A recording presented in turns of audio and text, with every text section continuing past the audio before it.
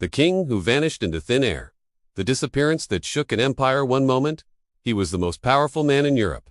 The next, he vanished without a trace. No war, no rebellion, no body, just silence. This is the true story of King Sebastian of Portugal, the boy king whose disappearance sparked a centuries-long obsession, and a mystery that haunts Europe to this day. Sebastian was only 3 years old when he became king. By the time he was in his 20s, Portugal was at the height of its power, with colonies in Africa, Asia, and the Americas. But Sebastian was no ordinary ruler. He was consumed by one idea.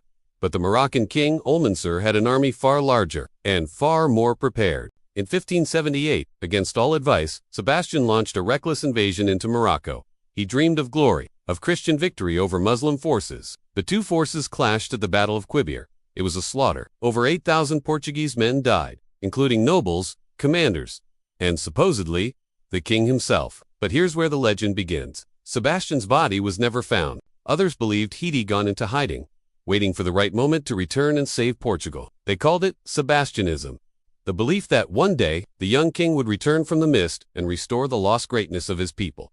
A myth was born. There was no royal corpse, no crown, no confirmation. Even when Spain took over Portugal, many believed Sebastian would return, sword in hand, to drive out the occupiers. Crowds gathered, rebellions ignited, and in that silence, it became a symbol, not just of a king, but of hope. Others claim he may have been taken prisoner and died in captivity. And then, there are those who still wonder.